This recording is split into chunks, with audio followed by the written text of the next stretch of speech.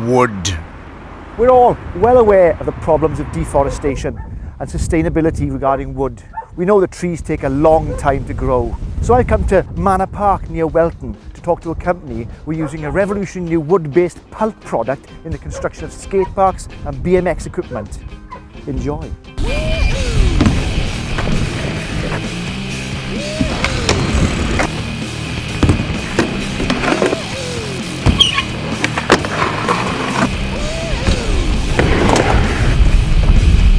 Surfacing that we use on the ramps is a product called Skatelite Pro, which comes from America. It's 100% recycled from powdered paper pulp, and they basically make it in big sort of 12-foot sheets which are cut to size, and it's compressed and laminated, and it comes out like this. It's roughly 8mm thick.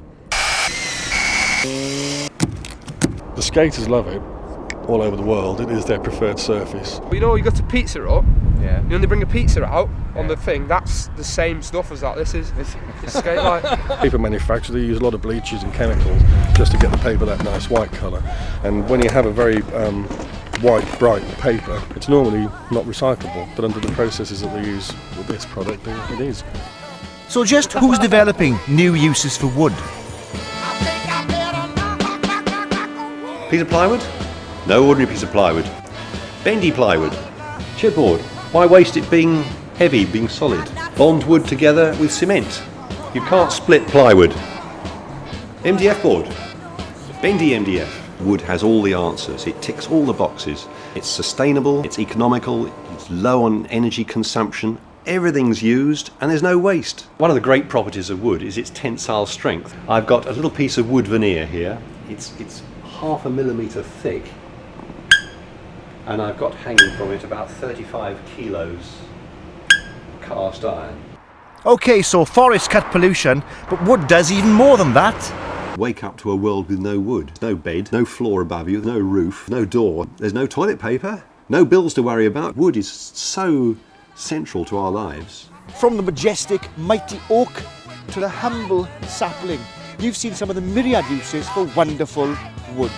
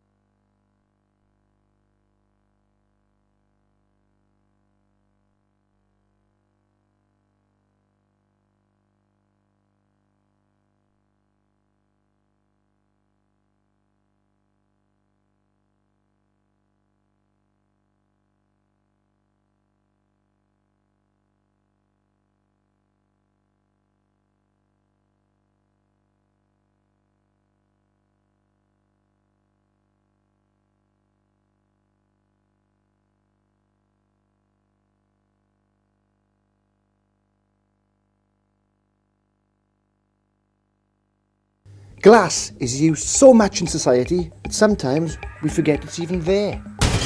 No one has to stand and blow individual milk bottles or anything anymore, do they? Glass design is creative, hands-on and very, very hot. Industry produces all that kind of stuff really, really quickly. So people can be more imaginative in their applications of their skills. These days, the only thing that limits a glass blower is their imagination. Yeah, glass blowing. You get mesmerised by it and you get hooked on it. Glass is used almost everywhere. Walls, ceilings, floors. It's a cheap building material, relatively speaking. Architects and designers are designing much more with transparent materials in mind. Glass design students are producing works now in conjunction with architects that we can all enjoy. It is an environmentally friendly material because it can be recycled and recycled and recycled and recycled. So yes, use glass. Better for the planet, I think, than using plastics. Chin chin, everybody.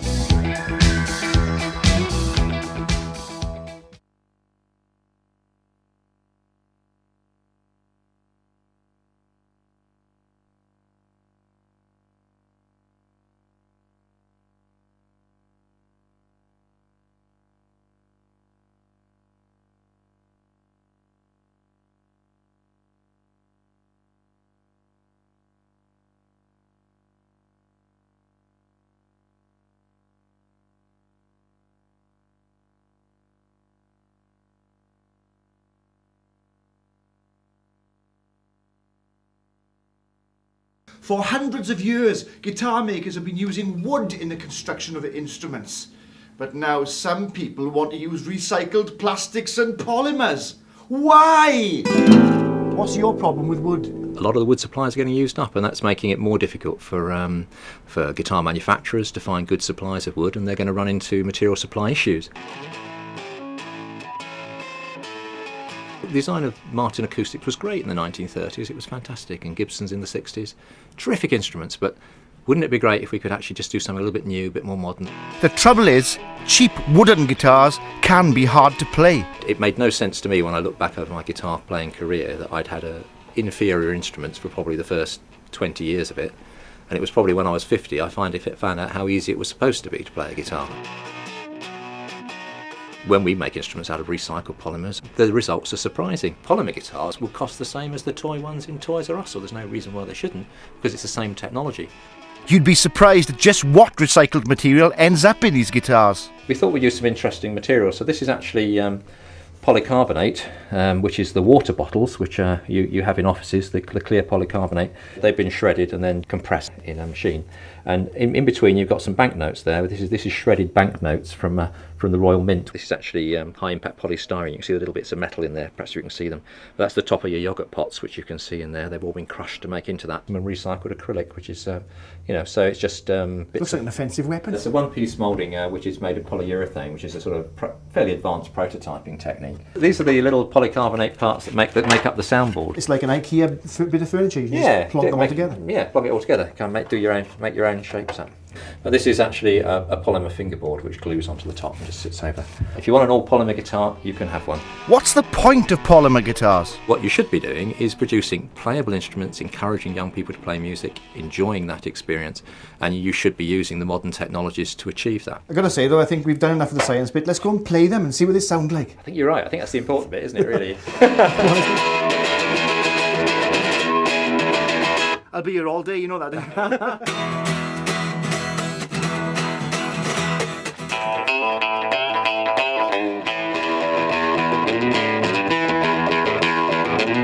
Guitar manufacturers, stop dragging your feet. The trees are going to run out. You're going to destroy the world. Get into plastic.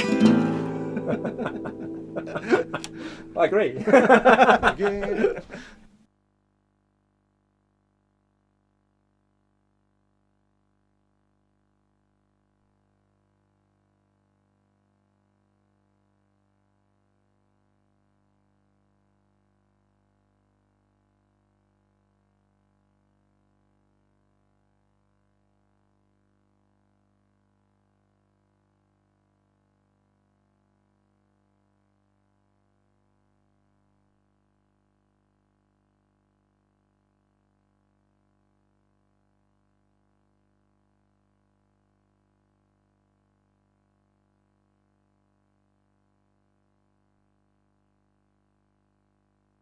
Metal is used in almost everything. Bridges, buildings, mobile phones, cars.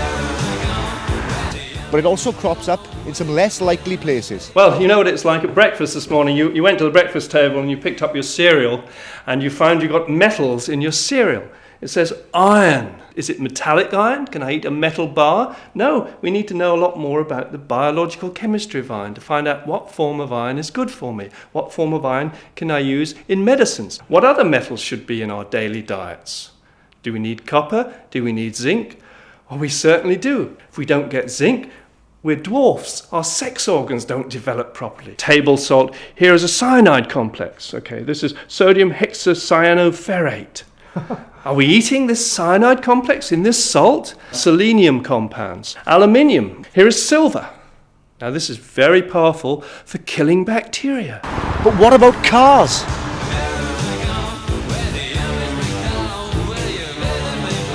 Are all these automobiles on overdrive? Cars are used by everyone, but some of the issues associated with just making them and recycling the materials present extraordinary challenges, I think, to us chemists who are interested in the chemistry of metals. There are things that range from cosmetics, appearance, and just having the latest model, right through to improving efficiency of vehicles. Gadolinium, a substance now that's injected into people in gram quantities. This is a lanthanide element. Remember those lanthanide elements: lanthanum, cerium, praseodymium, neodymium, promethium, samarium, europium, gadolinium, terbium, dysprosium, holmium, erbium, thulium, ytterbium, and lutetium. When I was at school, I thought I never needed to know about these elements. All part of modern chemistry. Very exciting. If people were prepared to drive seriously rusty cars around, and the appearance of the car was not an issue to them, that would be an environmentally desirable thing to do, because the lifetime of the car could be extended, the total amount of resource that goes into making new cars would be greatly restricted. So, I'm doing my bit for the environment by driving around in a 10-year-old car.